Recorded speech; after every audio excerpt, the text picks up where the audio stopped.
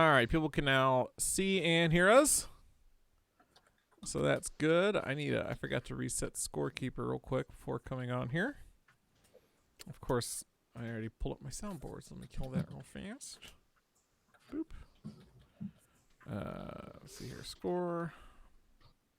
Get logged in. Oh, Johnny, you forgot about the soundboard. Space! Pull that back up. And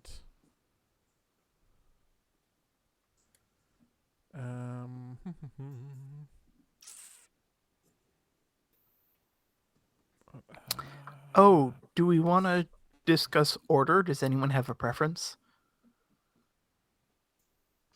I can go anytime. Can they hear us already? Yes, they can see and hear us. Oh, no. I could potentially close or go anywhere. If nobody feels like they have a good closer, I could close. I think David should open the show. I could also open the show. Depends on how mad you want me to be. What if you close, Jesse? I don't know, because then I might be too tired to be too mad, because this game, it makes me mad. I'll take the closing spot. All right, John will close. Why not? I will open. Yep. And I will go after Jesse. Got it. Okay. Got the order locked in. Who here's ready to start the show? Dave's ready. Jesse ready. John, you ready? All right. 5, 4, 3, 2, 1, go. Welcome to Game That Tune.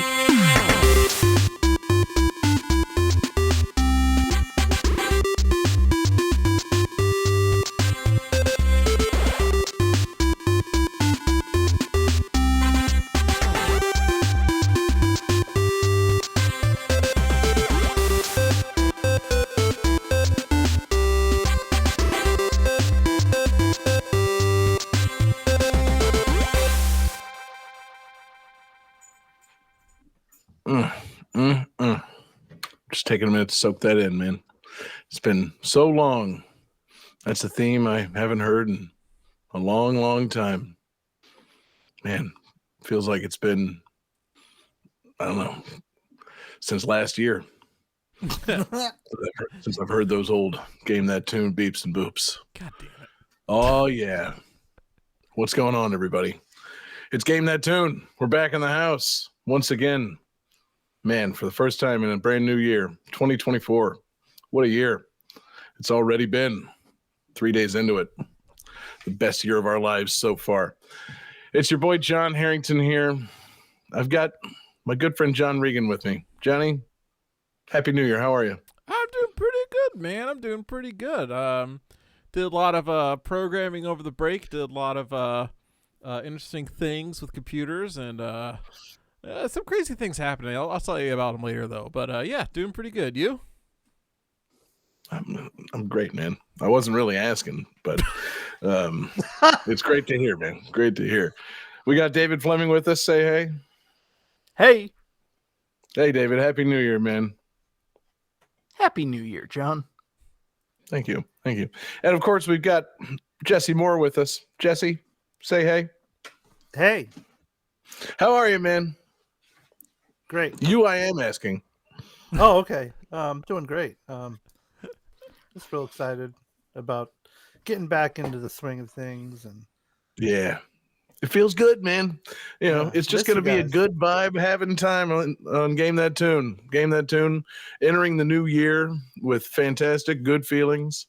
You know, just joy all around. Happy to be back after our winter break of sorts. So happy to be back in your eye holes for our live viewers and your ear holes for our podcast listeners. It just brings us great joy to be back. If you've forgotten who we were, we are Game That Tune, the internet's greatest video game music guessing game podcast. And what we're going to do is the same thing that we've done for nearly every single episode of the show. We've each brought 3 songs from a game. We're going to try and guess each other's games based on the songs with a little bit of trivia to assist us. We're going to goof off. We're going to have a lot of fun. The winner at the end of the night picks the theme for the next episode and plays some bonus tunes. And our winner, before we went on a long break, I believe it was John Regan. Yes, Johnny, it was. Oh, fantastic, man. I'm 'cause so that's happy. why we went on break. Right. So happy that you sent us on that break by winning the last episode. But we're back. We're feeling good. The vibes are right. And you get to tell us the theme for tonight's episode. Yeah, so everything was feeling real good, so I decided to bring the mood down a bit and pick games that make you rage. I didn't like how good everyone was Right. feeling. It's not healthy. I think everyone needs to be a bit angry sometimes. So games that make you rage. It's really funny, man. We really probably should have taken this break and just changed that theme so that that's not what we're returning with. Like, why didn't we discuss the possibility of simply not coming back with rage games? Welcome back, Game That Tune. Hey, fuck you. Yeah, we all had a great break. We're happy to see each other, but also fuck each other. Wait, that came out wrong. Yeah, hold on. Yeah. We're finally gonna do it, guys. Mm-hmm. This podcast is changing gears. The Strictly Daisy Chain news that here on out. tune. Fucking Twitch is just becoming chatterbait so gradually I barely even notice. But yeah, man, yeah. So it's gonna be rage games that make us feel rage, an emotion that I don't feel towards video games very often anymore. It's funny. We're all grown men now. I would imagine that we either enjoy the games that we play or we simply stop playing them. I predict that this episode will either be games that we, played for a couple of hours and then just immediately quit, or games that we were stuck playing as youths, and just when we had no car, no better option, limited resources to acquire new games, that kind of thing. I'm curious to see what kind of rage-inducing games we've got for tonight's episode. But most importantly, again, just happy to be back. Good to see you guys. Good to be making a new episode of Game That Tune. I'm not going to let the rage and the hate flow through me. I'm going to keep the good vibes going, at least until it's time to discuss my game. So we should just jump into it, man. We've got 5 fantastic games. We've got a fantastic fan request, and Johnny, I think it's just time for the first time in 2024. Hit game 1, baby. Game 1. He got it.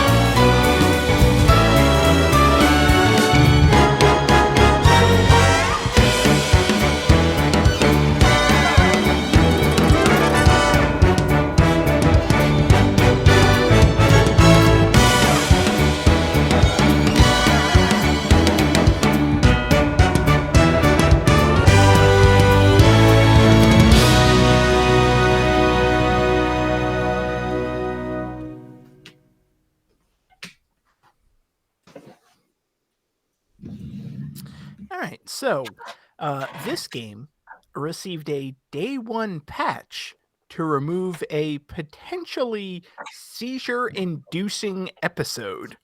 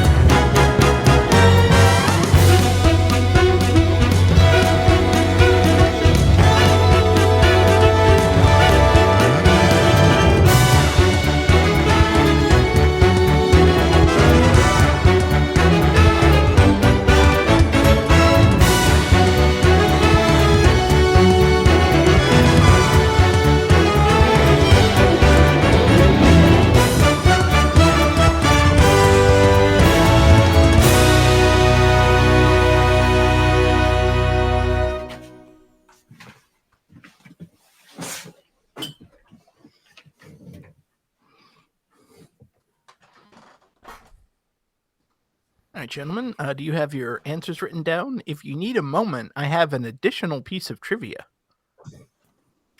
I don't have anything to write my answer on. My answer pad took a walk sometime in the last 6 weeks, so I'm going to say my answer out loud before the other guys show theirs. That's fine. I'm going to give additional trivia anyhow. No review copies of this game were sent out to publications. I can't. If you played this, I have questions. All right, I'm going to find a pen and paper for the rest of the show. My answer is Balan Wonderworld. I wrote jazz. All right, so Johnny says jazz. Sadly incorrect. Jesse and John are both correct. This is Balan Wonderworld.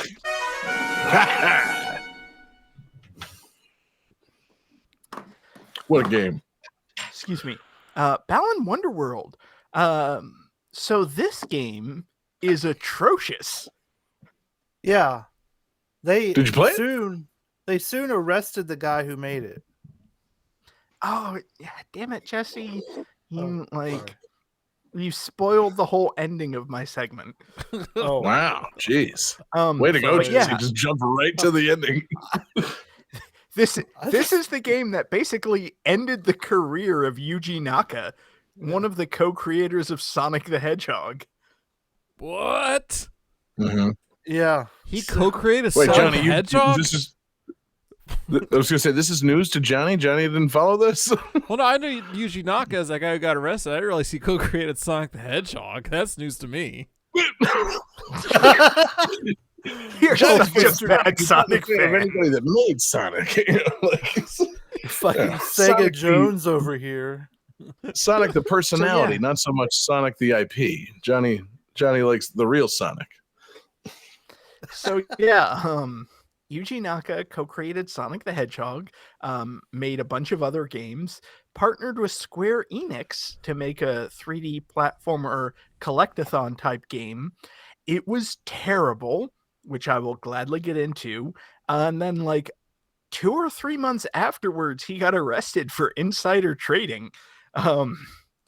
Yeah, he named like his subsidiary company under Square Enix, he named like Balan Company because he was so confident in this game. It did so bad that he immediately parted with Square Enix and then a couple months later got arrested. Poor guy. Yeah, this game is awful, and it fits the theme because I was infuriated and full of rage because I thought this game was going to be really fun. Because Square Enix makes really good games. Yuji Naka created one of the best platforming mascots ever. They partnered to make a 3D collectathon platforming game. Like, hell yeah, this is going to be great. It's not. It's really, really not. It's really funny because you said those three things, and none of those sound like they add up to being a good game, depending on your perspective on things. Like, a 3D collectathon platformer, a style that some might argue fell out of fashion, I don't know, 23 years ago, made by, the guy that created Sonic with modern Square Enix. Like, it's, I'm not sure if that's a recipe for what anybody would have expected, like, to be a success. So, I mean, I could see where those ingredients wouldn't come out to like a triple layer cake, but they definitely didn't come out to the flaming cow turd that is this game. So I'm not like a graphics whore. Like, I'm not that kind of like presentation is everything that matters. But this game, the only way that you can get it to play at all is if you lower every setting to the bare minimum. Like, this game only works in like 30 FPS. If you increase anything in this game, at least performance wise, like, it will crash and it will stutter and it will play at like 7 frames per second. It's really bad, like, to the point where you can't play the game, which is kind of a huge knock against it. Once you can actually play the game, the other major issue that I have with it is actually like in its design, because the whole conceit of the game, it's kind of like Nights into Dreams, where there's this like magical mystical character named Balan who has this evil twin named Lance. Like Balan, Lance, balance. Okay, cute little word pun there. And that sucks. you have to Fun sucks. you go into like different worlds. Each world is based on a character who has their own personal story, and you have to kind of like fix their problem and everything. Like, I think the first world, there's a farmer and you have to like help them grow their crops and everything. There's a world, the water world is like a woman who got knocked into the sea by a dolphin. You have to help them swim back. Like, there's all these cutesy little stories and everything. The way that you do this, you play as a male or female, like, teenage character. You collect different costumes, and each costume gives you a different ability. Again, on paper, sounds cool so far. They wanted to make it accessible and like open to everybody of all skill types. So all of the buttons are jump. You just explore these levels and A, B, X, Y jumps. Fine, no problem. When you collect one of these costumes that has like an ability, whatever the ability is, it's not like, oh, you got the like water gun costume, so A and B are now jump, X and Y are now shoot water. No, all of your action buttons become whatever your costume does. So like, if the costume is to shoot a projectile, you can no longer jump in the game. So if you get to a section where you have to like climb stairs, you have to intentionally get hit to lose your power to be able to jump again. I love that.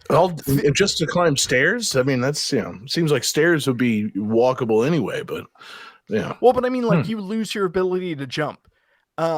if for some reason you get a costume that has, because there are costumes and powers that have you like shoot lasers or run super fast or turn invisible, if the action isn't mapped to a button, it then becomes a random change. So like you're in an invisibility costume, you can still jump, but like every 3 to 5 seconds you just turn invisible.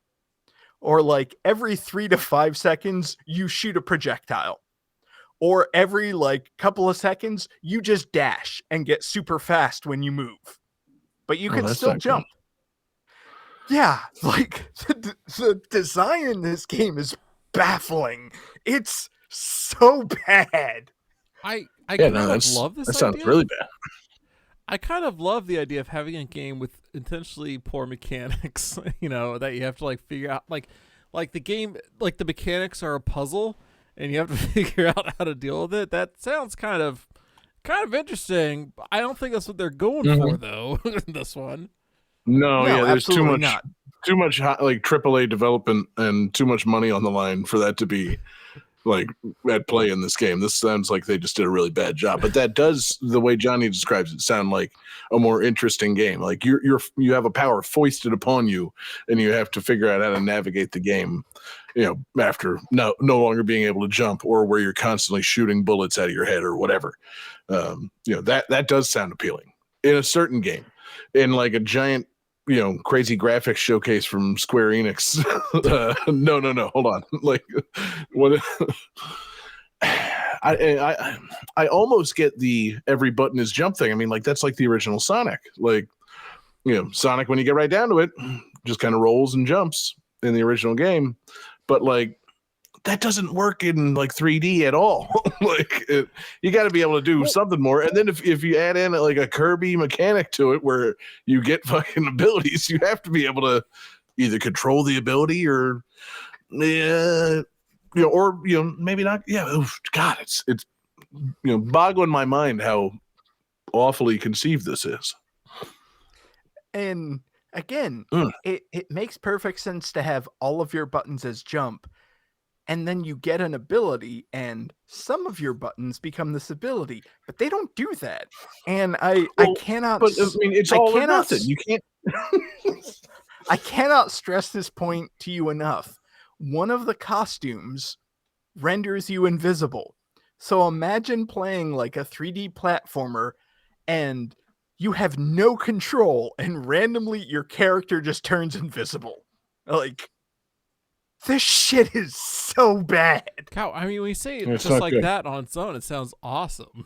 To be honest, but again, that's what I expect. No, it from, doesn't, Johnny. I expect to see that from the Well, it cool, sounds like darling indie game. You know, But it sounds like the kind of thing that would be happening in like a single level of like a Captain Toad game, where the focus isn't necessarily on action. It's on very slow, deliberate, like puzzle style movements.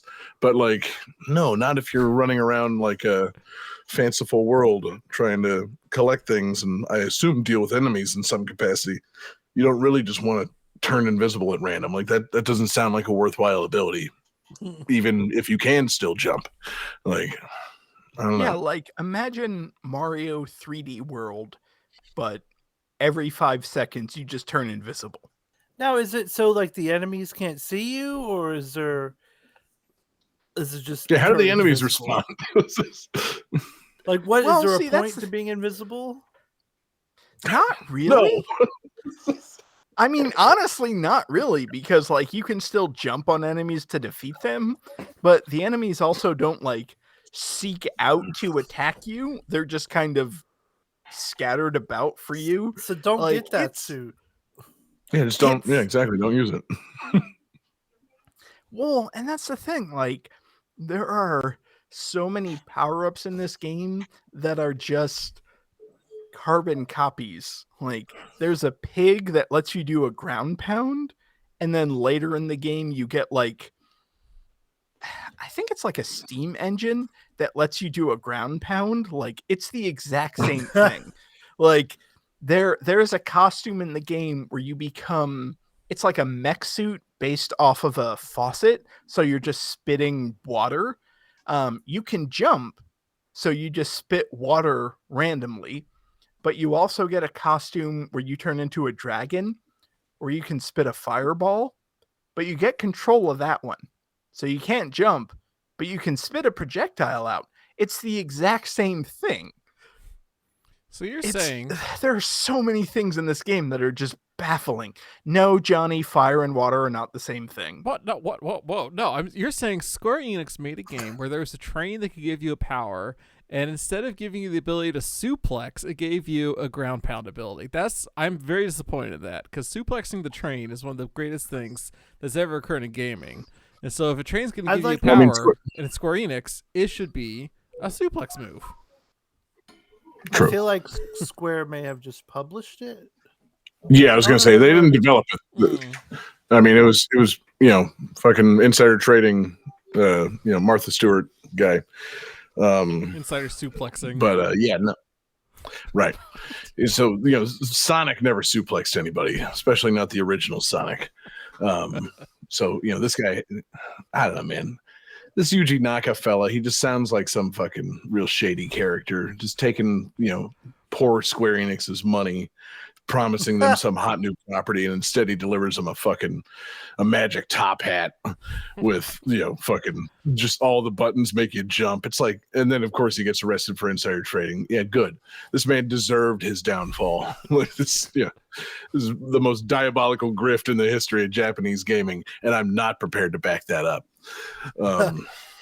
Again, I want to stress all of these problems with like getting a costume, not being able to jump, and then getting to a platform section where you need to jump. Like, this is all based on when you can play the game, because the performance is so bad that sometimes the frame rate just crashes. Like, it's really bad, y'all. Sounds bad. Yeah, it is. I take it that you attempted to play it and didn't like it. Yes. I will say there are two worthwhile things that have come out of this game. One is the character design for Balin and Lance. They look like cool characters, and just like looking at the concept art, I'm in favor of it. The other thing, and I'm not sure how we feel about shouting out people on the show, but there is a YouTuber named Choctopus, like octopus but with chalk in front, who did a playthrough of this game, and his let's play of this game, legitimately one of the funniest videos I've ever seen on YouTube. Mainly to watch him suffer through this game, because it's really bad and it's really frustrating.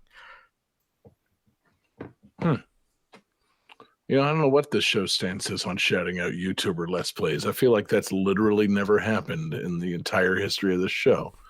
So, I guess we'll allow it. You're the king of the show. How do you feel about Johnny, you cool with David having just shouted out a YouTube Let's Player? No, I think David needs to do a few rosaries after the show for shouting out a YouTube Let's Player. God damn it. Yeah, that was weird. I don't love it. Man, well, David, great start to the show. I mean, what a rage-inducing game wrapped up in a beautiful, happy, enjoyable music-having package. I hate it, but I don't hate the pick. You should. It is a game worthy of being hated. Good. Very good to know. Is there anything else that needs to be said? Is Yuji in prison for a while, or should we be expecting Balan Wonderworld 2 at some point? God, I hope not. Okay. Game 2. There you have it.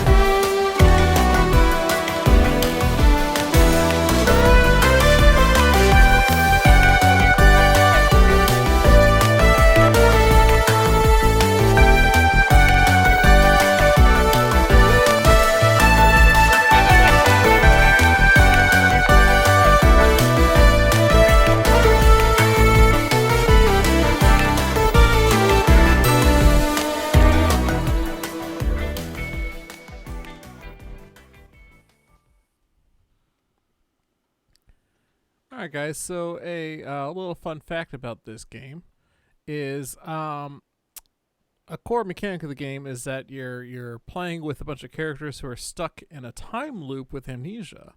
And as you proceed through the game, you get to unlock their memories and eventually find out who the actual true final boss is.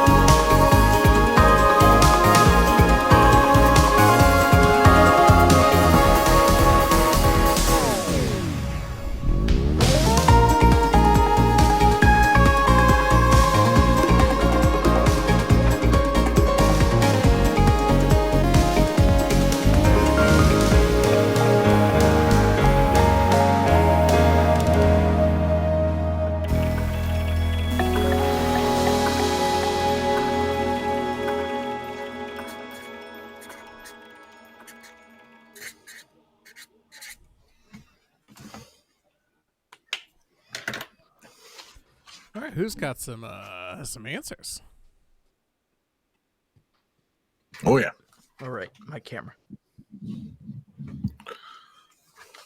Let's see. I think John found something right on. Okay, great. So I was waiting on Jesse. So let's see here. So Jesse says penis, which is incorrect. David says I can't read it, but it's not right. I'll tell you that much. And then John says Lost Col- Memories, the JRPG. Thank you. Last Memories JRPG. And John says Cobalt Core. Cobalt Car is correct. This is Cobalt Core. This is our fan request for the evening from Taylor Y in our Discord, one of the best places to make your requests. This is a card deck building roguelike game where you are controlling a I'm ship in already space. checked out. It's pretty neat looking. It's got a cool pixel art style. And as you play through the game, you're collecting cards, and your battles are done, via playing cards. So you have cards to do things like evade, or there's shield cards, there's weapon cards. So as you play the game, you'll run into, say, another spaceship, and you'll get to see, in one more turn they're going to attack. I need to figure out what I'm going to do in this turn. And you can see where they're going to attack, so you can kind of figure out your strategy. You get to stock a ship with 3 different characters, and each character has a different specialty they bring. So one character will bring you a lot of shield cards. One character will bring you a lot of attack cards, and so on, things like that. And David, go on. I'm sorry. It's a game where you're defending your spaceship or whatever, and you can tell where the enemy is attacking, so you can prep for it. I think so. What the hell sense does that make? I've never watched an episode of Star Trek where the Klingons are like, we are going to shoot our lasers at this section. How would you know? Well, you're right, but I think the idea here is you don't know what cards you're going to get either. So I feel like there has to be, they got to tell you at least one thing, right? Otherwise it just I be also pure haven't chaos. seen any episodes of Star Trek in which they draw cards to decide how they're going to defend or attack the Klingons. Wait, have you So, seen any episodes of Star Trek lately? No. It's all cards, But Oh, yeah, did I miss the card you gotta be episode? excited for a one? second. Was that one of the Define ones you told me? lately. to Are we watch? talking the original series? Are we talking Deep Space I'm trying to Nine? think. Because I know they play poker a lot in Next Gen. I'm pretty sure the original But does series, it David, does affect how not they count. defend and attack? In one That's episode, There, it kind of there was so does. much card battling in Enterprise. Damn it. Mm. God, I would love to see an episode of Star Trek where, like, yeah, they get into a battle and they have somebody bring out tarot cards and use that to figure out what it is they're going to do next. I mean, that's Or they just pretty argue much over what whose deck. fucking what Deanna Troy does. Like, she's as reliable as a deck of tarot cards. Fucking, oh, I'm you know, what were they called? Fuck. David, Furries. help me out. Empath? Deanna Troy, what are they called? Betazoids. She's half Betazoid, so she's like an empath, and allegedly she can, like read people's emotions and stuff. But half the time, she's very unreliable, and like, it's like, are you supposed to be a Betazoid or what? And she's like, I mean, whatever. we all know why Deanna Troy was on the show. It was not for her empathetic abilities. It was for her cleavage. Like, let's be real. Maybe. It could be two things. But Data did make a cake that looked like her, and it was real fucked up when they started eating it. That's true. Yeah. So yeah, Cobalt We've Core. totally lost John. Cobalt Core is a pretty good soundtrack, which I think is why it was requested. This has been on the GT Radio for a while, over at gtcradio.com. You should check that out. It's a pretty great soundtrack. I'm a pretty big fan of it. The actual game, I don't know a goddamn thing about it, but but the soundtrack, quite good to listen to. Yep, that's what we like around here. Yeah, especially in terms of a fan request. If we can't talk knowingly about it, at least give us a good soundtrack. Well, so I'd like to say that I did reach out to I was Taylor just- and said, so what about this game makes you rage, specifically? It's basically that there's a lot of luck-based mechanics in this game. Like, sometimes, after you beat a battle, you'll get cards. And sometimes you'll get, like, one good card, sure, but sometimes you just get nothing but 3 shitty cards, and there's nothing you can do about it. Because it's random every time. It's a roguelike. Boo. And then, our chat is Yeah, filling in a I little bit. found that. Oh, go ahead. Go ahead, David. No, I was just going to say, I've found that as I've gotten older, I have less tolerance for luck-based things. Like, no, when I do well, I want to be rewarded. I don't want to win a match and then get, like, 3 shitty things. Hmm. And yeah, I'm interested in playing this game. It looks pretty cool. Isn't it made by the same people who did FTL? oh, I don't know that. I do know it is clearly inspired by FTL. It looks a lot like FTL. Yeah, the it's menus made and by stuff. Brace Yourself Games. I'm looking up what games Okay. they've done. Oh, they've done Crypt of the Necrodancer? Oh my god. I should have Yeah. known that. But I did they do FTL? I don't think they did. I Yeah. think Okay. Did they beat the Young Bucks? Or No, what? that's FTR. Oh, that's the other side of the thing. FTL, FTR, sorry. Yeah. but no, there's definitely some FTL inspiration here. There's definitely some Into the Breach inspiration. So there's a few mechanics that are pretty much straight out of Into the Breach. And there's also the Chaz mentioning there's some great Hades-like dialogue going on between characters, which sounds pretty fun. And the pixel art's pretty good, pretty cute. It's a cute looking game. Looks a lot of fun. You're in space. Space! You're fighting things with There we your are. spaceships, and yeah, that's about all I know about the game, to be perfectly honest. I'm all sorry, you need Johnny. to know, What man. kind of ships? Space! Ships. So yeah, unless anybody else has anything to say about it, I think we can move on. All right. Game 3.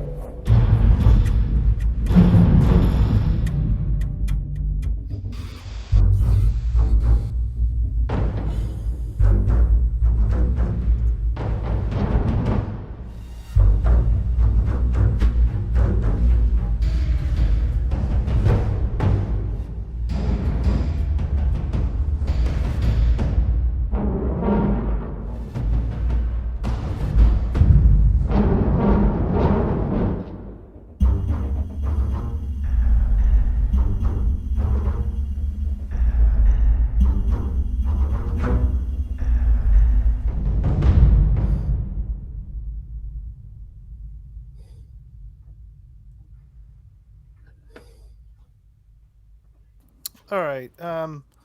So in 2023, the developers of this game were responding to Steam reviews, saying that their criticism was false and that they should play the game longer, and that then they would feel better about the game.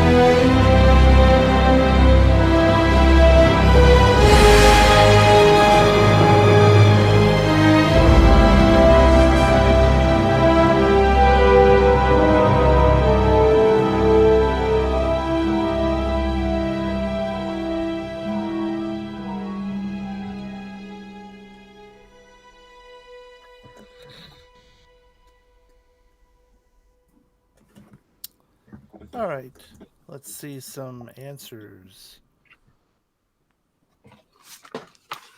Let's see, David. It's hard to read yours. Yeah, I'm trying to figure out spacing. Space. David says something introducing Star Wars game. Some rage-inducing Star Wars Oh. game. No, that is incorrect. And John and Johnny with the correct answer: Starfield and Friends. Starfield.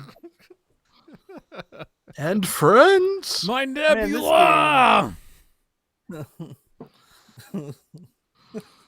was the closest This space word I game- could think of that sounds like lasagna, and it really doesn't. I mean, you're in the ballpark. Yeah. So Is he You- really? Is Nebula in the ballpark of lasagna? I mean, Depends on how technically- you Do you make have a your better lasagna. three? Do you have a better three syllable space word that ends in A that sounds more like lasagna? I mean, I didn't think I was going to be put on the spot, so no. I'm You sure- want to fucking do the call out? You can stand up for yourself. I'm sure there's a lasagna nebula somewhere out there, but I'm sure. Just look at space. It's like a big lasagna. I believe it's the Yeah. Garfield Nebula.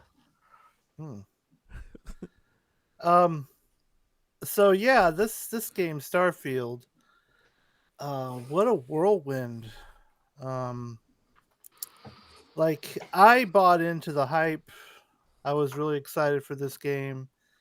You know, Bethesda's next Skyrim, but in space. And like Space.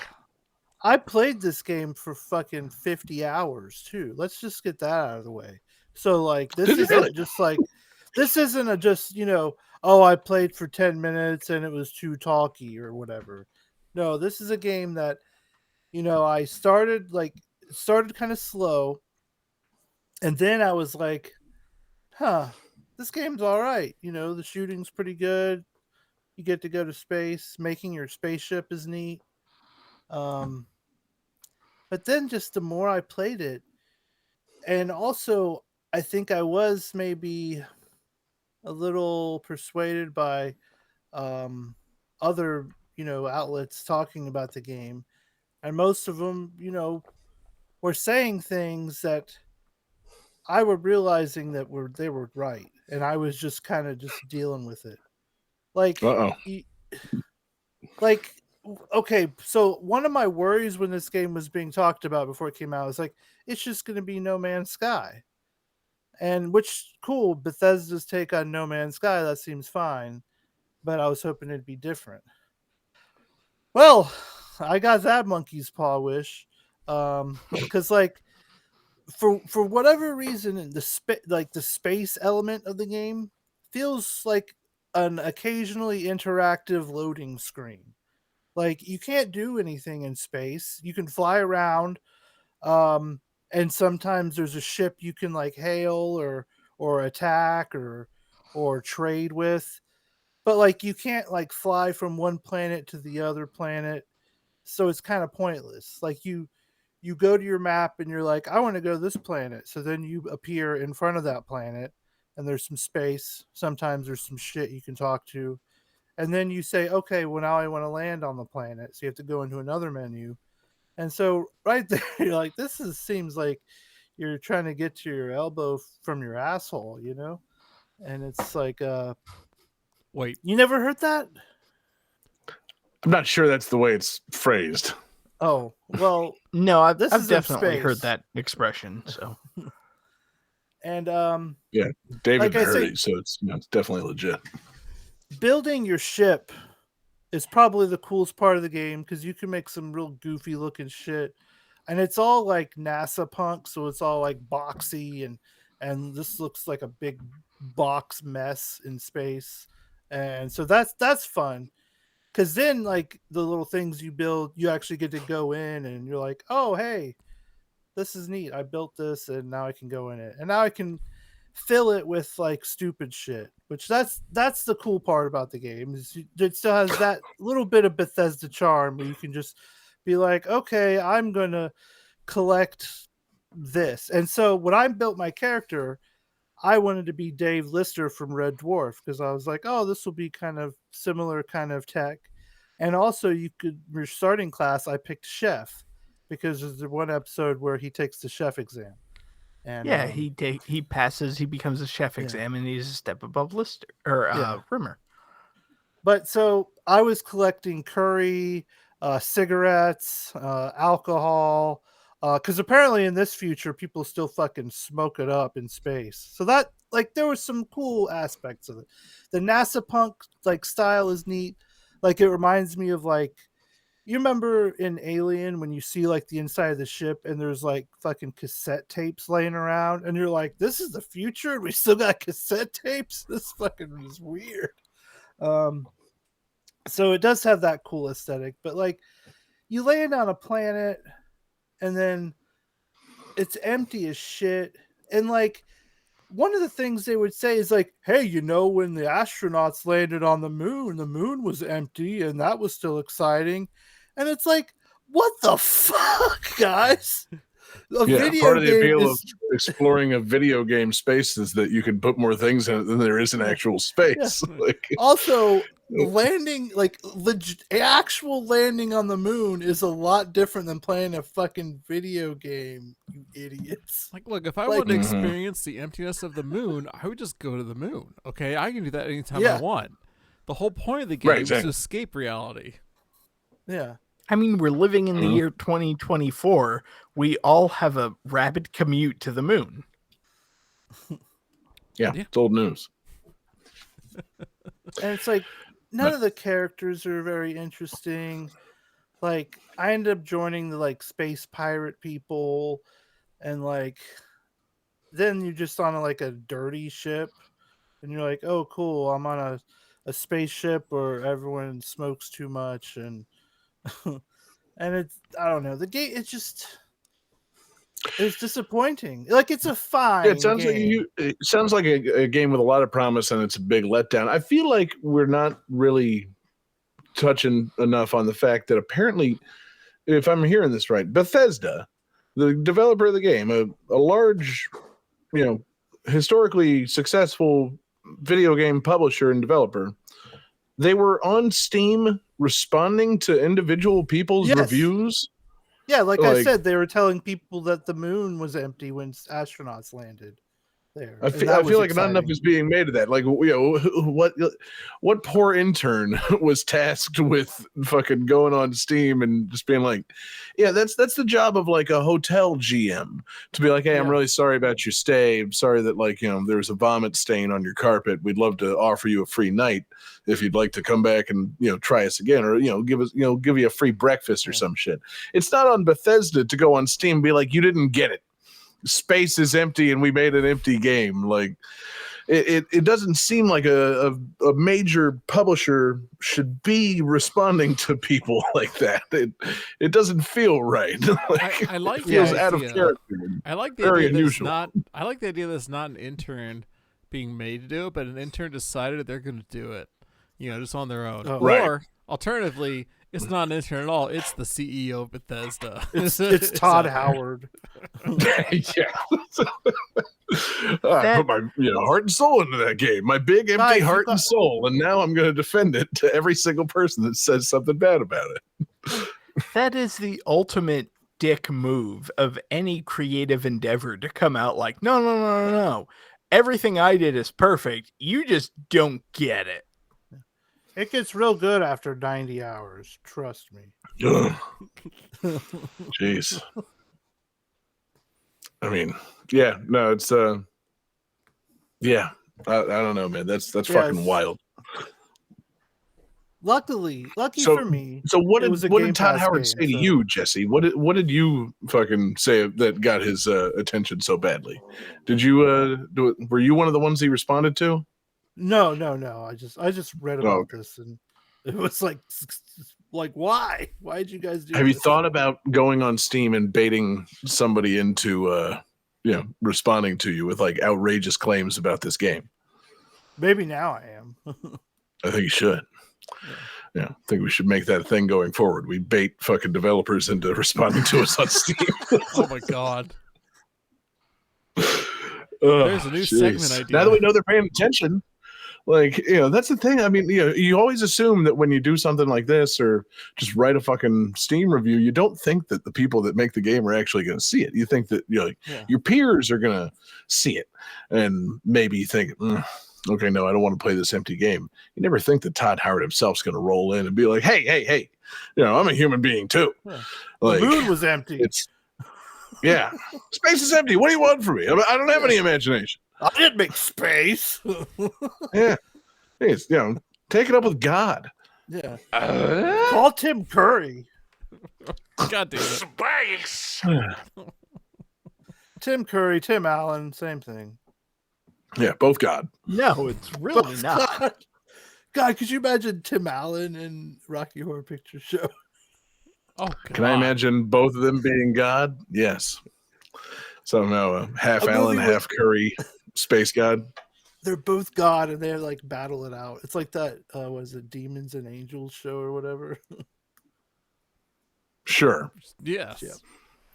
Yeah. Fucking, the TV references today are not landing for me. Do you have a TV? But yeah. No. Not one that plays whatever Red Dwarf is. Red Dwarf is a So- classic show. I will die on this hill. Okay. I'll see you at your funeral then. Bye. Jesse, is there anything else on Starfield? The vast emptiness of Starfield, this I wish. game in which you explore space and just find junk and do nothing with it. I they're supposed to be. Should I like play it? No. Okay, cool. Just checking. I just want to make sure because I enjoyed the Fallout You games. especially. Of all people on the show, you should never play this game. It would waste. Okay, your that's good to time. know. You'll be angry. Very good to know. Well, I'll scratch it off my wish list then. 'Cause, Yeah, good. I admit, just by being a Bethesda space game, I was initially a little bit curious, but now I'm afraid to play the game and say what I think. I might get doxxed by the fucking Bethesda guys. I don't love it, so it's tough. Game 4. I guess there was nothing else then.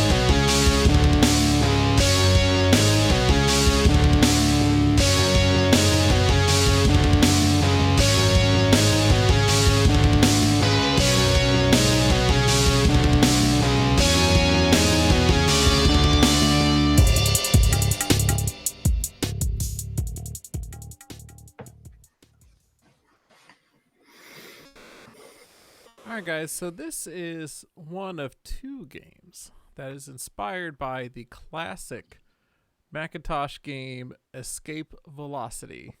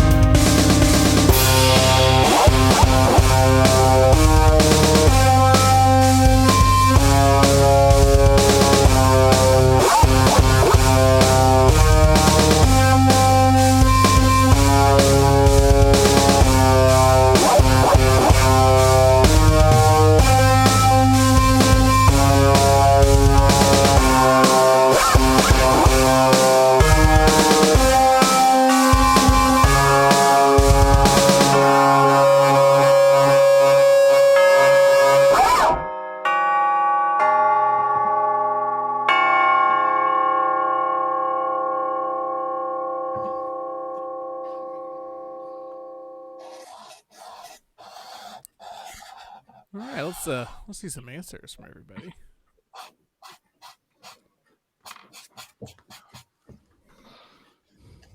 Ooh, all right, just is an interesting answer.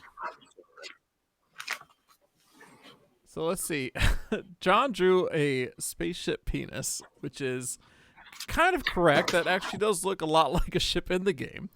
Jesse says marathon, which is incorrect, and David says escape velocity. Does that say 2 or 3? 2? Whatever is more correct. Neither. This is NAEV, Nave. Shit, that's not it. Hold on. That was that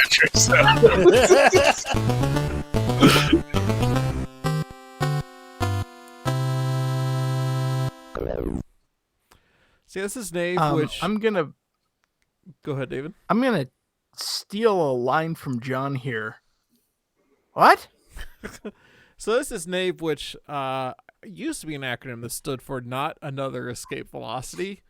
Now just it doesn't really mean that anymore. This is an open source game that, unlike most games on the show, I've actually been playing this recently. It's quite good. It does induce a lot of rage. Those last 2 songs were songs you tend to hear when pirates are attacking you, and that's no fun. It's very hard to deal with. But if you've ever played Escape Velocity, this scratches the Escape Velocity itch so hard. Jesse, did you ever play Escape Velocity back in the day? It doesn't ring a bell. What is Escape Velocity? Escape Velocity is a game that takes place in space. Space. It's played from a top-down perspective. So your view is of your spaceship, throughout the game, and you go from planet to planet and star system to star system, and it's a pretty open-ended game. So you can start the game and maybe just all you want to do is trade commodities. You want to go from planet to planet and buy ore and water and gold and whatever, things like that, and try to sell it for a profit. Is it like Urquan Masters or I don't know. what's I don't know other that game one. it's based on? Star Control? I feel like I've heard Star Control come up. I don't know Star Control. Is Star Control played from a top-down perspective, or is it? Yes. Okay. It might be like it. I don't really know. Yeah. Okay. And there's multiple. I know what you're talking about then. Okay. There's multiple storylines you can follow as well. So you can. There's like an empire, Federation and a rebellion going on. And you can join one of those 2 factions. There's other factions you can join. There's pirates. You can join pirates and just go steal from everybody. And lots of little side quests and things like that. I Sounds kind of cool. like how you asked Jesse if he had ever played Escape Velocity, when I know for a fact you and I have played Escape Velocity together. So I'm well aware of this game. No, and I think John's played it too. That's why I started with Jesse before we all just gush about Okay, Escape Velocity. okay. I don't know, man. All those fucking old games run together. Yeah, I used to, back in middle school, we had those Power Max in class, and I brought in a copy of Escape Velocity, and we would all play it. It was a lot of fun. Is that the one where it's basically Pong, but with power-ups? No, that's Mortal Pong Bat. No, you're thinking of Mortal Pong Bat. Mortal Pong Bat has been forever in my memory. Oh, man. Yeah, it's a good game. What is Escape Velocity? Escape Velocity it's the boring spaceship game where you get like a dinky shuttle and have to run missions to get money to buy a better ship.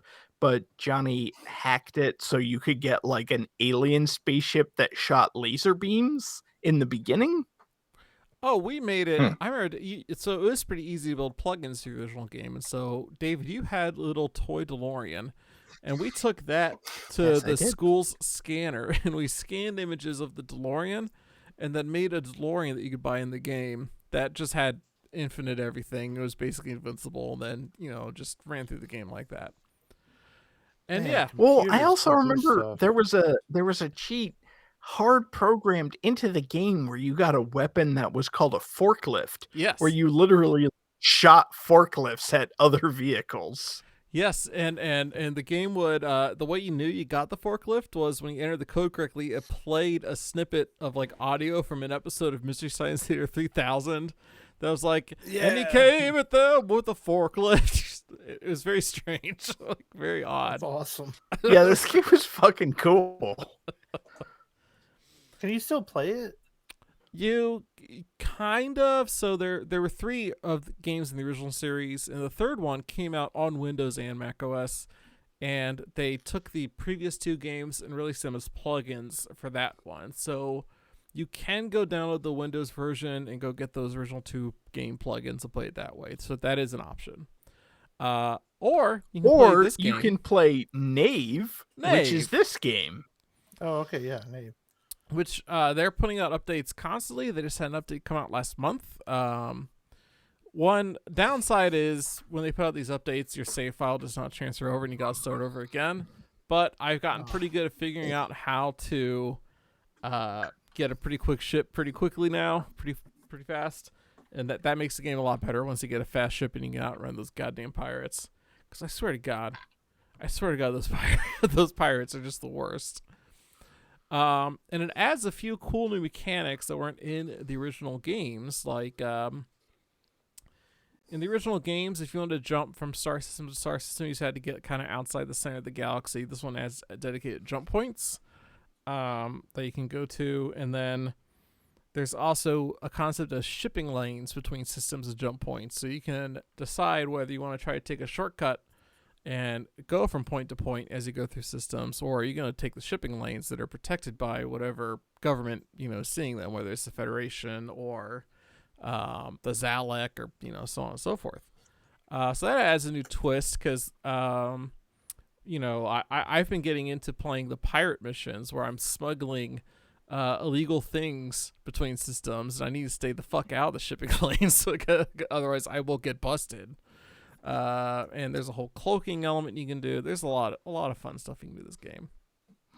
But again, the reason I chose it for Rage, the goddamn pirates appear out of fucking nowhere all the time and just destroy you immediately. They're tough. So it's basically free right now, or? Oh, it's literally free. It's an open source game. You can just go and download it. Yeah. I think it's on Steam. It's on itch.io. Yes. It's got a good soundtrack. Cool.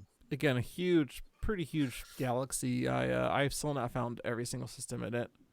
I have found, and they have new things too, like wormholes, and there's hidden jump points that only appear when you complete a mission that has something to do with like you're doing a quest line to where you go find, like, say, a secret system only known by the pirates. I've been playing a lot as the pirates, if you can't tell. It's I have not gotten too far into the Federation or those kind of campaigns. I really need to take a run at those, but I enjoy the smuggling aspect a lot. That's a lot of fun. It looks cool. I was looking at stuff from it. It looks really neat. I'm gonna download this after the show.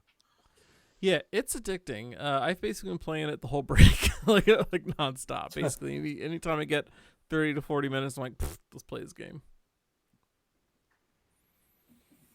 And yeah, I don't know if you guys remember Escape Velocity, but if you do, this is quite the good game to check out. I can tell you from having just Googled a lot of stuff during this discussion, I have no memory of Escape Velocity whatsoever. Zero. So that's why I've been keeping mum on this one. Nope. Sorry, Johnny. This one, memory hold gone. I think the biggest thing this adds over the original games is a soundtrack. That's good. I remember when I played the Escape Velocity, the third game in the series, Escape Velocity Nova, and the loading screen played music. I'm like, oh my god, they added music. That was the only music in the game. It was during the load screen. Oh, you gotta love that. Classic Crazy Comics. I was gonna say, I feel like I wanted to use Escape Velocity for a previous theme, and then I looked it up, and there was no soundtrack. It's like, oh fuck. Yeah, literally nothing. But it was fine. You had your CD-ROM drive in your computer. You just put a CD in that and play it as you play the game. It worked out okay. So you're sitting there listening to No Doubt, playing Escape Velocity. Basically your own Guardians game. Feeling hella good. No, that. Glad they added a soundtrack. Yeah. I like that song. And yeah, it's a good soundtrack. It's got some good atmospheric music. And I there's times when I'm on a planet, I'm just like, I just want to stay on this planet, listen to this music for a while. It's pretty good music. Cool. Yeah. Yeah. So yeah, Looks neat. it's a good game. Highly recommend checking it out. It's free for everybody. Free as in Yeah, it doesn't sound like it really induces a whole lot of rage. It sounds like you enjoyed it. It sounds like you're really reaching for the rage on this one. Well, he said the pirates upset him. I know. I'm Quite just saying it. frequently. It's like just one little bit of rage in a game that Johnny otherwise seems to love dearly. Do I dare say, are you questioning the king of the show? Oh shit. Yeah. I don't believe that he was outraged by this game. I'm not buying it. Well, as king of Everybody this- else has had these impassioned things to say about their games. Johnny's like, I don't really like this one little thing, but this game's great and it's a freeware and knows everything about the game and plays it constantly. It's interesting take, Johnny. you know what? As king of the show, Game 5.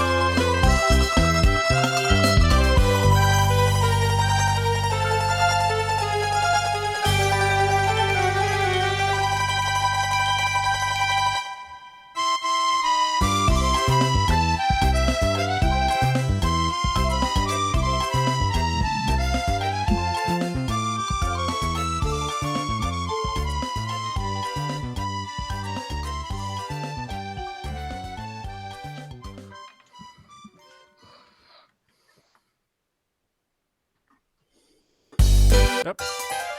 Shit, sorry, hold on. Let me restart that.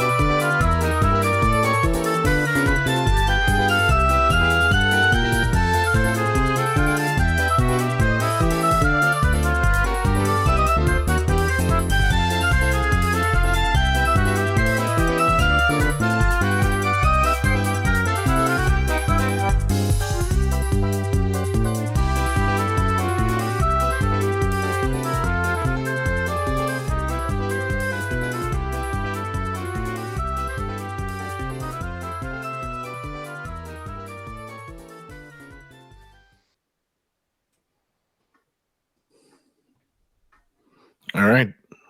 I'm going to draw this trivia out as long as possible because David's determined to hold his answer up through the last song. It's not time to show your answer, so I'm just going to have him raise his arm until it's actually time to see our answers.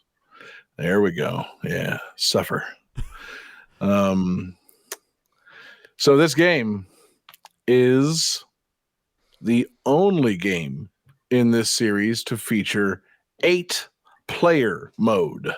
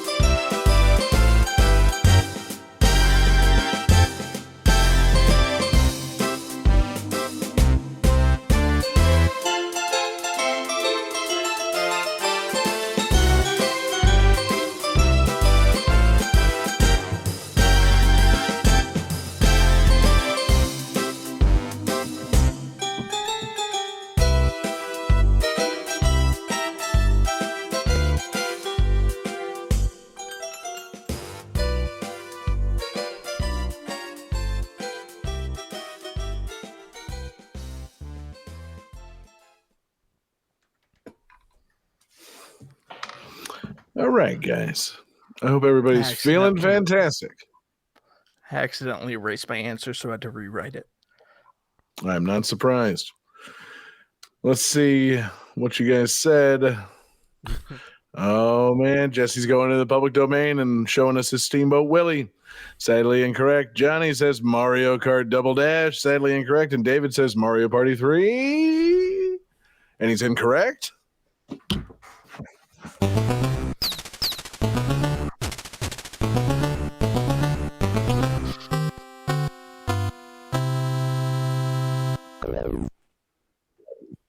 No, David, you were in the right series, of course, the rage-inducing Mario Party series.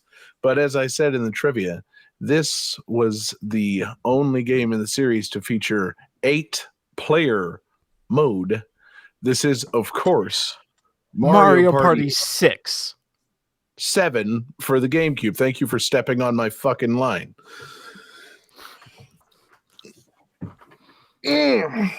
Fucking speaking of rage. I was trying to make a joke. Wait, seriously, Mario Party 7 featured 8-player mode? Indeed. Incredible. What? So, quick question. What console was this on? GameCube. So, the GameCube had 4 controller ports. Indeed it did. Did you need 2 GameCubes, or did people split controllers? How did this, or did you have to just like pass your controllers? How did this work? Johnny, you guessed it. People had to split controllers. Oh no! It's so dumb. There's a deluxe cruise mode for 8 players, and you have to share controllers with a friend, and one person gets to use the left joystick and the L button, and the other person uses the C stick on the GameCube controller and the R button. And that's what you use to play your little deluxe cruise mini games with up to 8 players. I hate that. I hate it. I hate it so much. I feel like whoever gets the C stick gets the short end, because the C stick was not as responsive as the L stick. I thought you were going to say it's a shorter stick. Right. Then it's simply a smaller stick. It is. But it's not about the size of the stick; it's about the skill of the player. But yeah, no, I can't imagine that being fun. Obviously, I never got 8 people together to play Mario Party 7. This was a one-time Kinda rental. monster. Yeah, because I don't have 8 friends. Well, you But only yeah. need 7. Well, you only This need was, 7 friends. Right. Yeah. Need one person to stand off to the side and tell me how fucked up this is. But yeah, no. It's so it's Mario Party 7.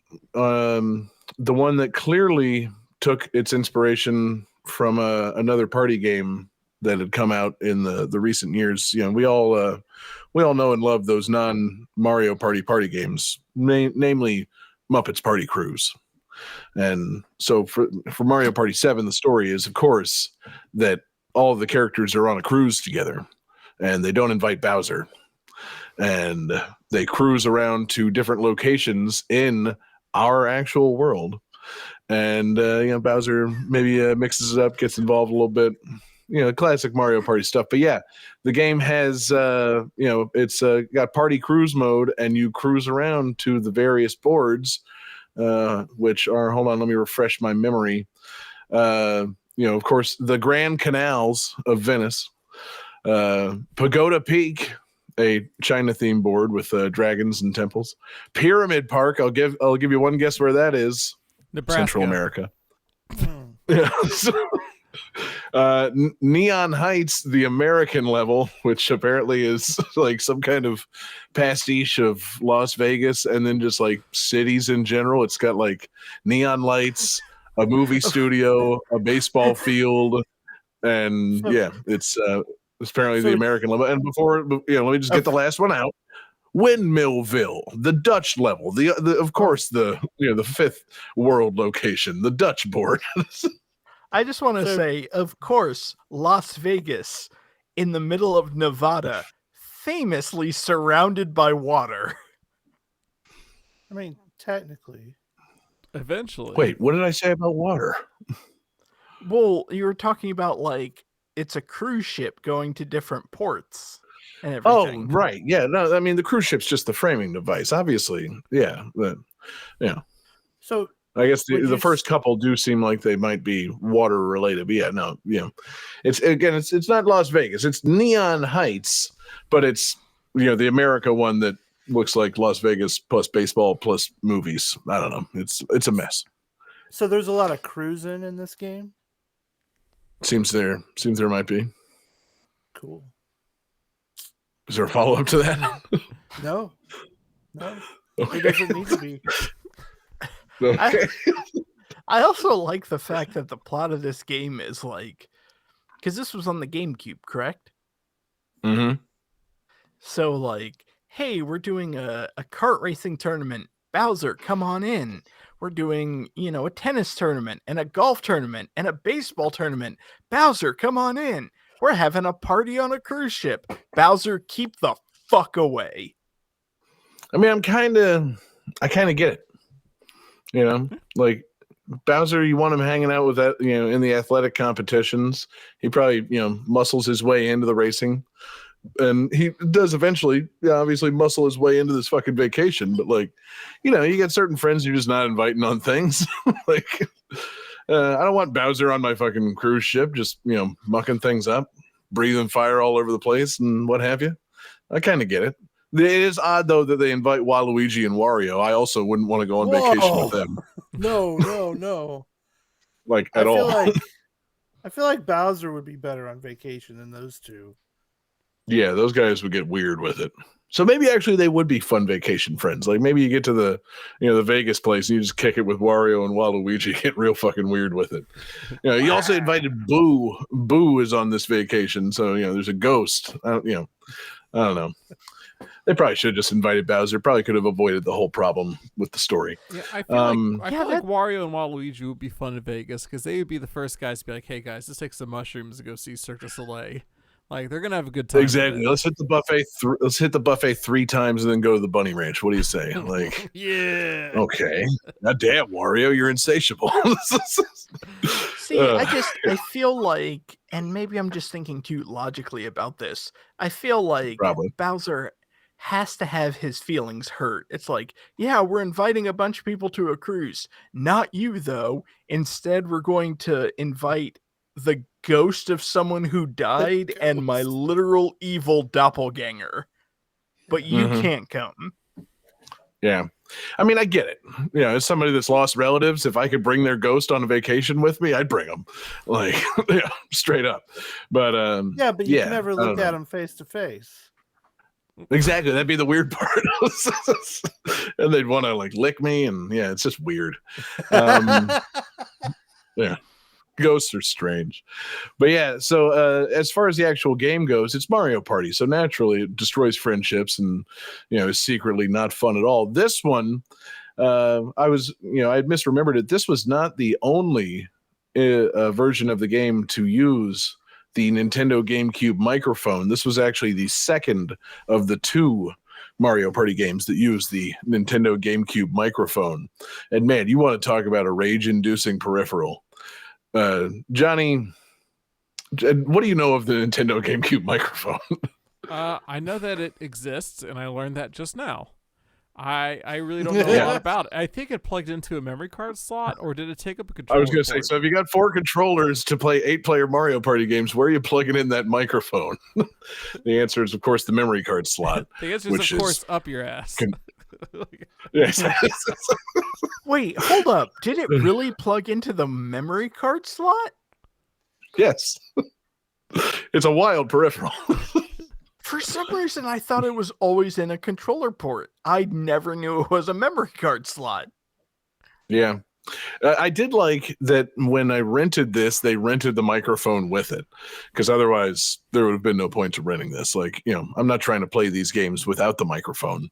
Like, that's the whole point of this game is the mic mini games. Well, they do have options to play it without, but I mean, the point is the microphone. Like, and man, these mini games, they're so fun. It's so good to have games that you control with a speaking function with a Nintendo GameCube mic, like Balloon Busters.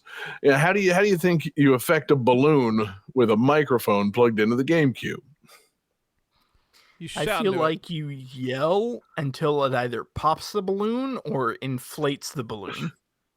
See, you'd think that. And you would also think, based on Nintendo and how they do the DS and 3DS mics, you'd think it'd be a blowing game.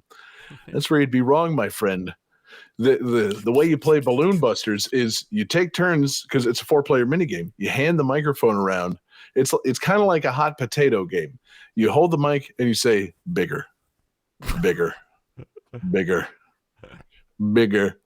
And you could say bigger up to 5 times before you have to pass the microphone to somebody else. And whoever's holding the microphone when the thing explodes in your face, they lose and they're out for that round. That's the fantastic controls that are only possible with something like the GameCube microphone. Don't forget, of course, the fantastic game Clock Watchers, where the game basically says, all right, here's a ticking clock, and you have to stop it after a certain number of seconds. And to stop it, you say stop into a microphone. Wow. These are quality games, fellas. Quality games. I feel like there would be no issues with delay in you saying stop and the game registering stop. Exactly. I mean, it makes so much more sense to say stop into a microphone than it does to simply press a giant button labeled A. Like, it just it's a great peripheral they added for these games. And there's 10 Dynamite mini games that use the peripheral. Out of 88 possible mini games, 10 of them use this fantastic microphone. Wait, I'm sorry, 10 whole games? 10 games, David, 10. And it's it's not fun. It's not good. It's like it's you can have enough fun with this game in the time that you would get to play it at like a Walmart back in the day, like a demo kiosk. You could Oh. really get your fill of this game. It truly is. I don't want to say a low point of the Mario Party series because I'm not prepared to, power rank the series or whatever. But it is just like, nah, there's just nothing here. Like it's not fun. The series has really gone stale, and the mic is not the revolutionary thing that they, I don't know, seem to think it was. I did look up the GameCube mic. The other games that use this microphone, Mario Party 6, Mario Party 7, Chibi Robo, and something called Odama, which apparently is a pinball-based real-time strategy game that uses the microphone for some reason. I hear that. I was gonna say, didn't Odama use it? Because that was the like medieval Japanese pinball game where you could like shout commands to inspire your troops. Yeah, I don't know.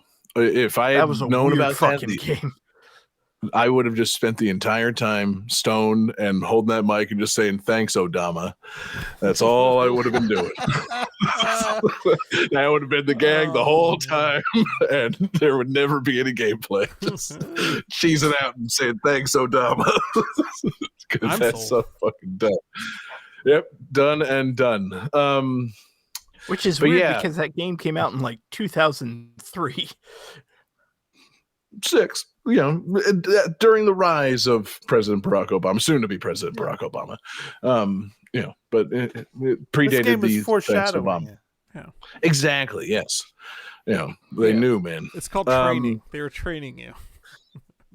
Exactly.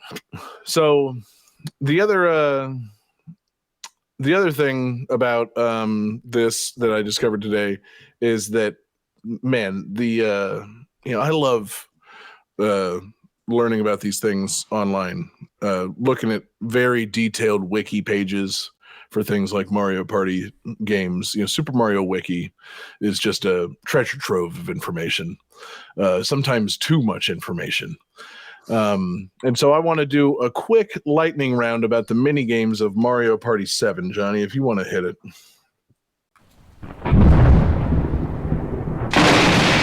Lightning round.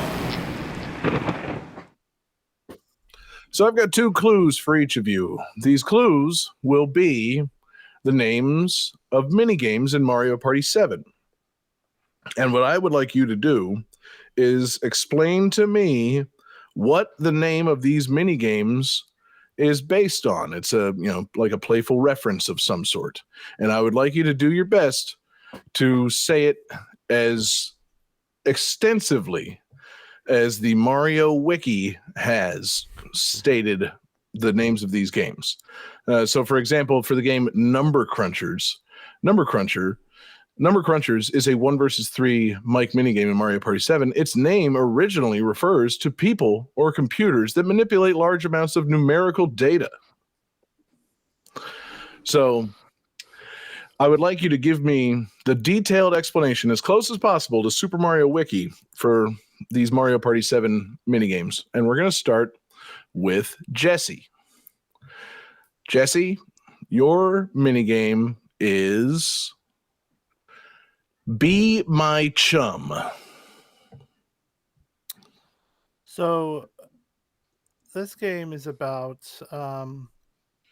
trying to have bees become your friend. And that's it.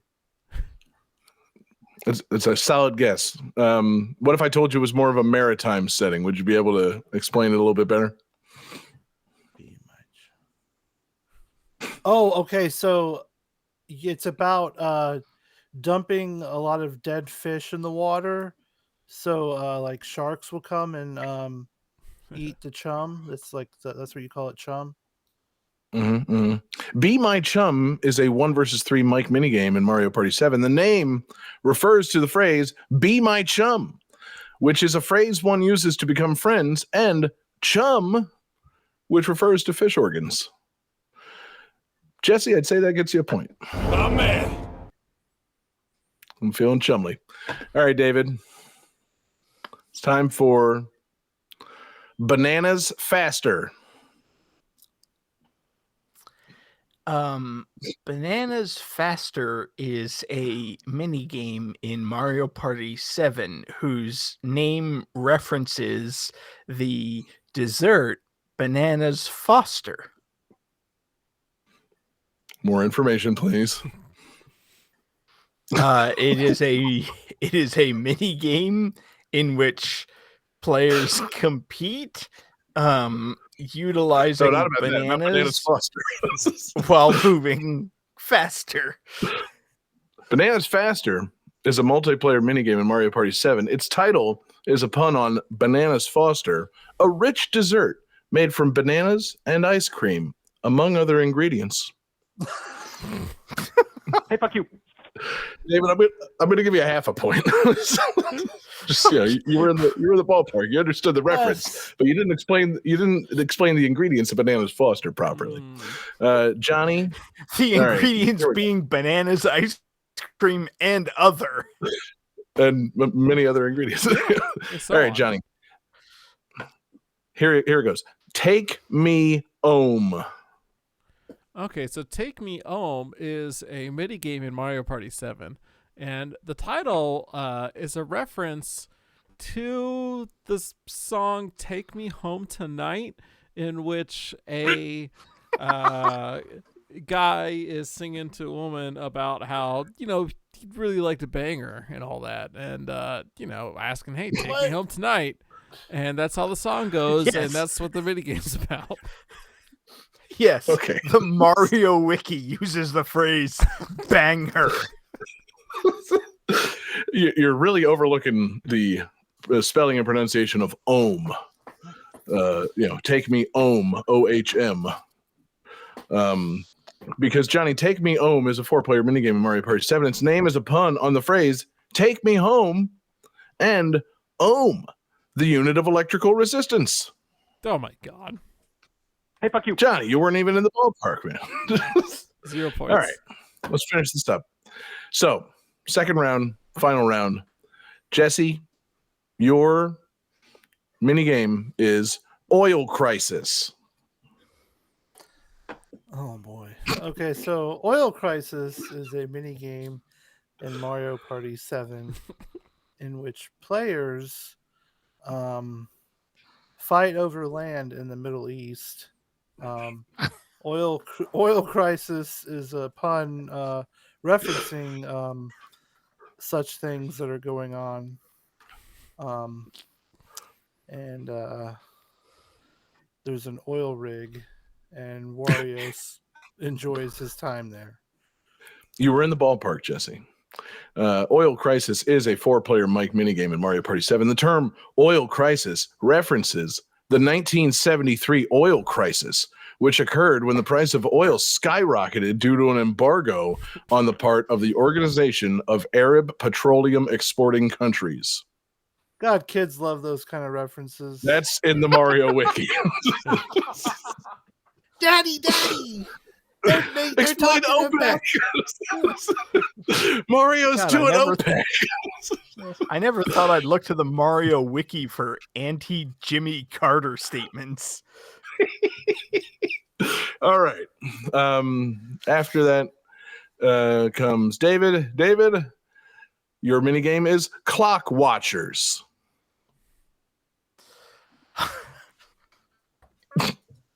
I feel like there's one of two ways I could go with this.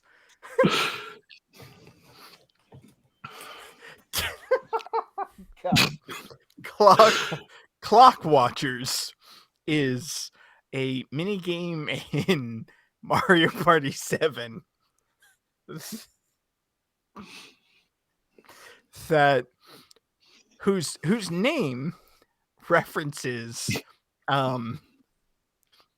a neighborhood watch organization designed to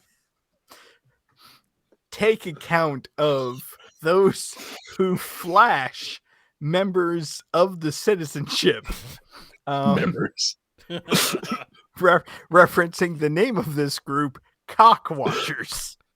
Yes, you're close, David. It's much more simple than that. Clock Watchers is a four-player Mike minigame found in Mario Party 7. Its name is a play on clock and both forms of the word watch, parentheses, which is a term for a miniature clock, or a verb meaning to observe. Wow. Man. Yes.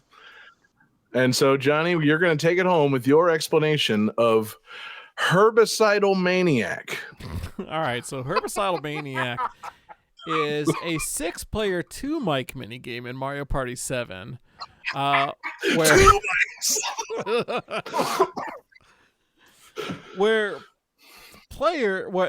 the name is a reference. You're only explaining the name. I should have said that much sooner. Only explain what the name means. And so the name Herbicidal Maniacs is a reference to Homicidal Maniacs, except that you are constantly murdering plants throughout this mini game rather than murdering other characters or people. Mm-hmm. Or people. You're on the right track, Johnny. The game is played by shooting bombs at piranha plants. However, Herbicidal Maniac is a 2v2 minigame in Mario Party 7. The minigame's name is a portmanteau of homicidal maniac, which is a term that refers to a person with an insane desire to kill people, and herbicide, a chemical used to kill plants. Thank you, Mario Wiki, for explaining homicidal maniac. I'm sorry, John. I just want to interject because I don't think I heard. Did I receive any points for my second round or no? Okay. No, you didn't. I'm sorry. I appreciated the effort, but no, it was just clock watching, David. It was a clock and a watch. A watch being a small clock, and also you're looking at a clock, you're watching it. That's I couldn't have made it more simple. Layers. But thank you, Mario Wiki, for the fucking paragraph explaining it. I kind of want to go through like every single Mario Party minigame now and see what these fucking explanations are, because it's just like, I'm sorry, what crazy Mario Wiki completionist pedant went through here and fucking looks like, all right, now hold on, I gotta explain number crunchers. That's people are gonna want to know that. Like, I don't know. I found it to be quite humorous and also rage-inducing, just because it's the internet. But yeah, Mario Party 7. An outrage of a game. Microphones, herbicidal maniacs, Bowser not being invited on the cruise. Just a big fucking mess of a game, as many Mario Party games tend to be. Fun games, messy games, games that cause great rage to fester inside of all of us. I don't know what it is about these like delightful games that bring out the absolute worst in people. Like, do you think maybe that was why they added 8-player mode, to get people having to touch the same controller and feel a sense of sharing at some point in the game? Like, kind of like in the Mario Party game that came out on Switch, where they made everybody high five all the time. Like, is that the one where they're riding in the car all together? No, that's Mario Party 9. No, I like that one. that one's pretty fun. It was a weird shake-up to the formula, but it had its moments. I'm not going to power rank the series right now, but 9's in my upper half of the Mario Party games. That's choice. I mean, I don't know. It's like 17 fucking Mario Party games. It's pretty wide net. No, I know. The car kind of turned me off. Okay, David, he's anti-motorist. He likes to walk places. I get it. It's a choice.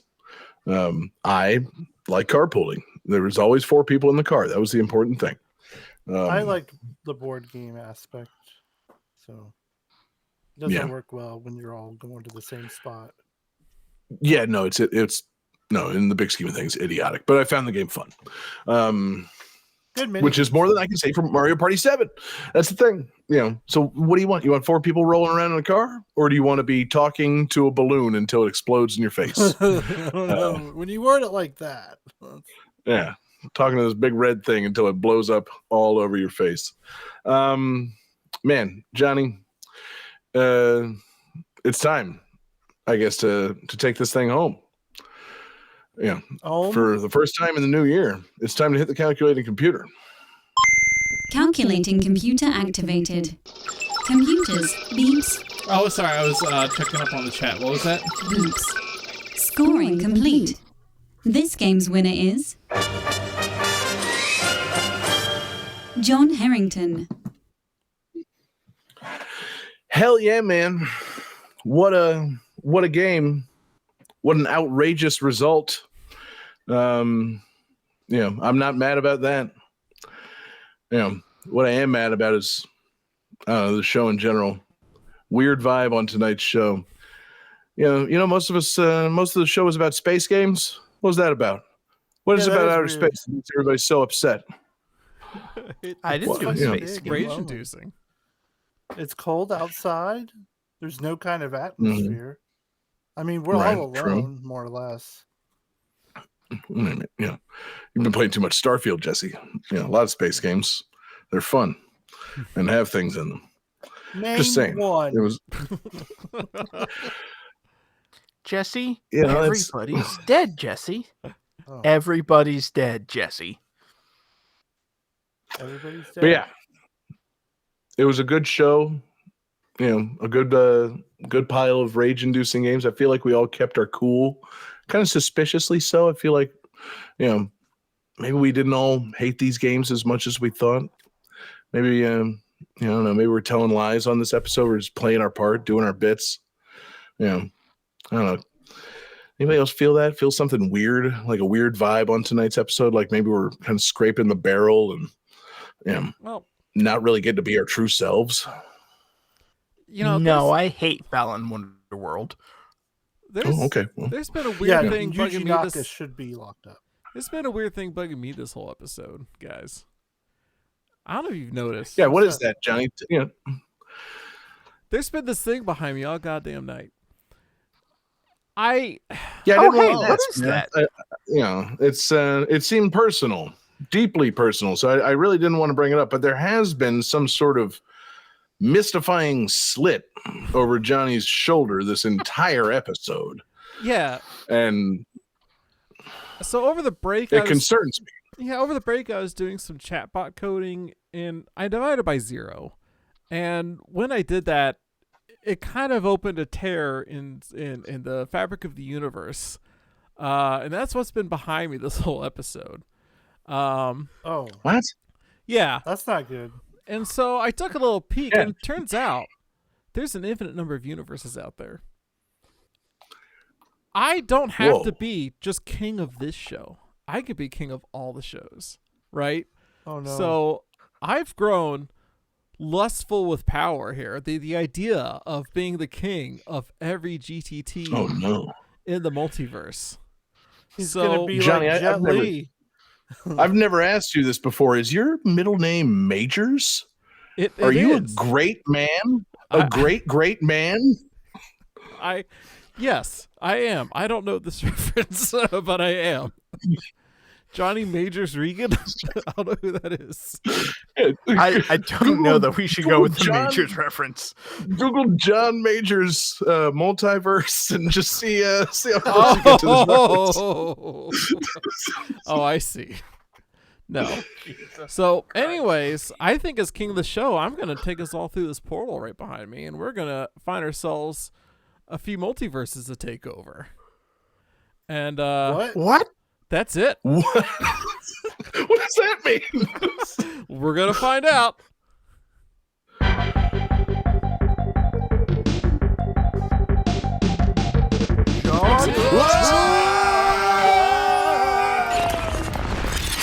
Listen, guys, Sonic the Hedgehog 1, best Sonic games ever made. I don't know why they made any games after that, to be perfectly honest. It's just absolute perfection. Yeah, and then once you get to the last world, then you get to unlock Rosalina. Great. Like, does she honestly need to be in every Mario game? She is such a boring bitch. Guys, I'm really serious. RPGs with first-person battle systems is the only way to go. I don't want to see my character. It's really takes the immersiveness out for me. Yeah, guys, I played through this new Secret of Mana remake. I 100%ed this bitch, and I gotta say, I love it, especially the soundtrack. Guys, I love geology. I don't know, man. It just kind of has that vibe of like one of those old schlocky B-grade monster movies, and that's not really my thing. It's a good game. I like the characters, but I gotta say, the villain, this guy, Sephiroth, I feel nothing when I look at this character. Absolutely nothing. Okay, yeah, we should probably wrap up this segment pretty soon, because I could keep going for another hour. Like, honestly, I have so many good childhood memories of playing Final Fantasy IV on my Super Nintendo as a kid. Guys, I just really wish you would stop getting perverted during the show. Can we just talk about the video game music? You guys always make things weird with your weird sex jokes, and it makes me uncomfortable. I've never been more excited for any kind of game than with these new downloadable courses for Mario Kart 8. Every single one of them is a hitter. All right, listen, guys, I got a question for you. Would you rather fight 100 horse-sized horses or one duck-sized duck? So hang on. I'm sorry, Jesse. You said this was a 3DS game? Because I love my 3DS, and I have literally never heard of Box Boy. Like, what the fuck is Box Boy? I am here to compete in the honor of my father, Jesse Moore, who perished during September shenanigans. Shit, that sound means there's no GTT here. Everybody hold on.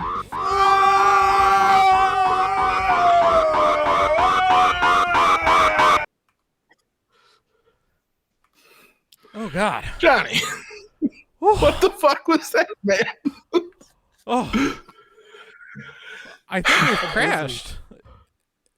We've crashed in a new universe that doesn't have a game that tune. We kind of passed all the ones I wanted to take over, and that didn't work out at all.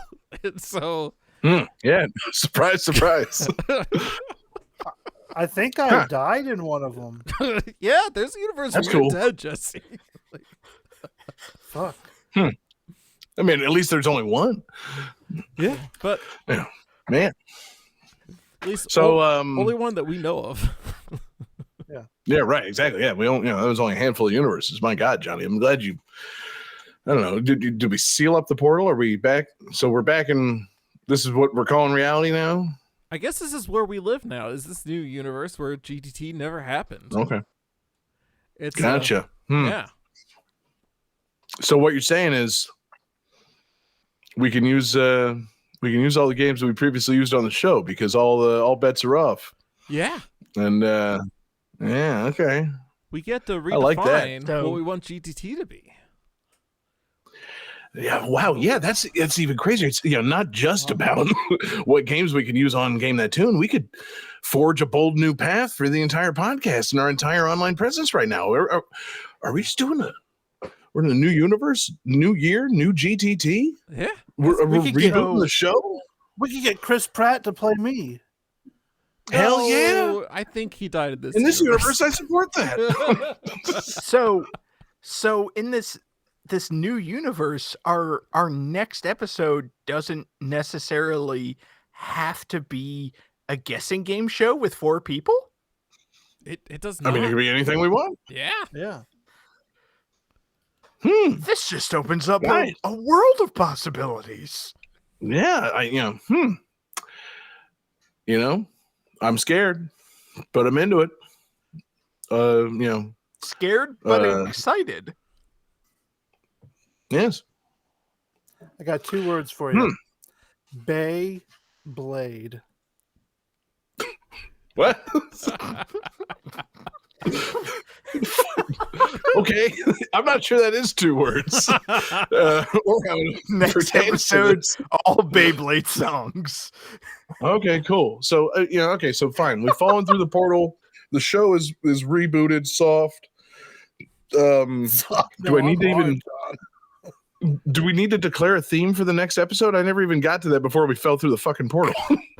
Yeah, no, well, I think we should. So I guess it's a good time to announce we're changing up how we're gonna be doing the show.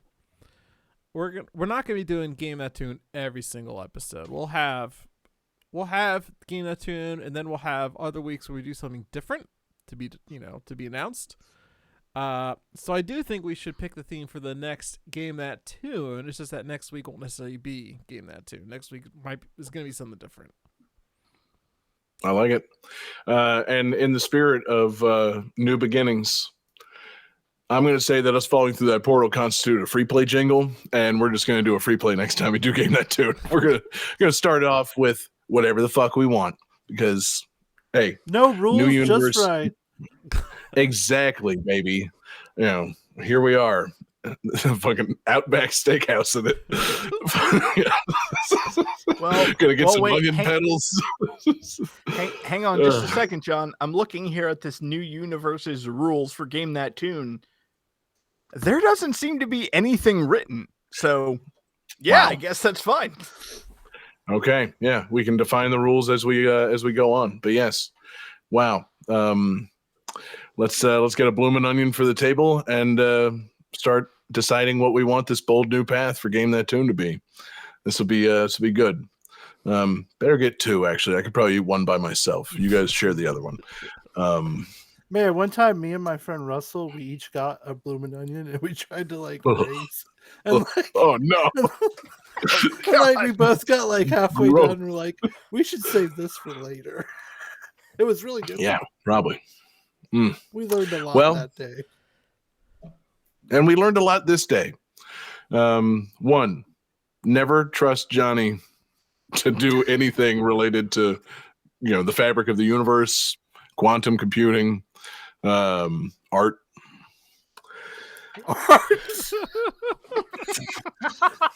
Oh, we gave him too much time off. Yeah, we sure did. Yeah, exactly. We gave him 6 weeks to complete a drawing of the fabric of the universe, tearing in twain, and we got back the mystic slit. So, I don't know what you're talking about. I don't see any art. I literally just see a tear in the fabric of space-time. Yeah, exactly. Yeah. But yeah, it's gonna be good. Game That Tune, trying new things. I'm into it.